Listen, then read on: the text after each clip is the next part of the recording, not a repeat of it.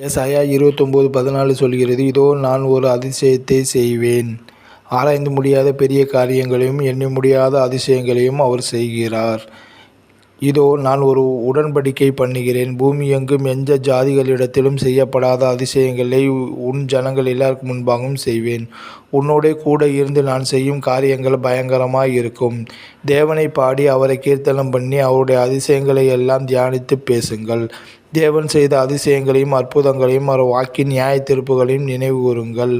ஜாதிகளுக்குள்ளும் அவருடைய மகிமையையும் சகல ஜனங்களுக்குள்ளும் அவருடைய அதிசயங்களையும் விவரித்துச் சொல்லுங்கள்.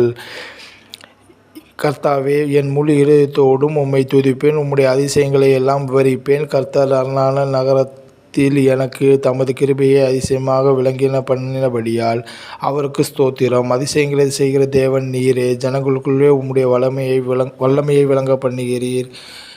நீரே அதிசயமான தேவனாய் இருக்கிறபடியால் உமக்கே மகிமை உண்டாவதாக. ஆமேன்.